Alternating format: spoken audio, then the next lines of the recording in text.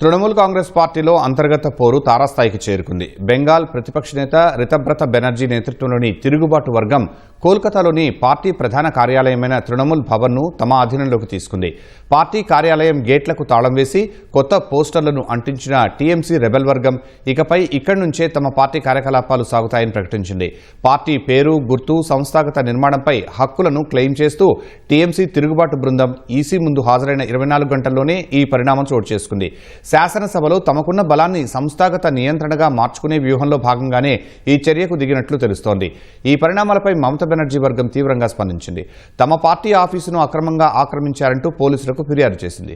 ఇటీవలే జరిగిన పశ్చిమ బెంగాల్ అసెంబ్లీ ఎన్నికల్లో టీఎంసీ ఓడిపోవడంతో ఆ పార్టీలో చీలికలు మొదలయ్యాయి. గత నెలలో టీఎంసీ తిరుగుబాటు వర్గం అరూప్ రాయ్ను చైర్మన్గా ఎన్నుకున్నారు. మొత్తం 80 మంది టీఎంసీ ఎమ్మెల్యేల్లో 58 మంది రితబ్రత బెనర్జీని ప్రతిపక్ష నేతగా ఎన్నుకున్నారు.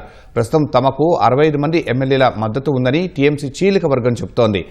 లోక్సభలో మొత్తం 28 మంది టీఎంసీ ఎంపీల్లో 20 మంది విడిపోయి Nationalist Citizens Party of India ఎన్సీపీఐలో విలీనమయ్యారు.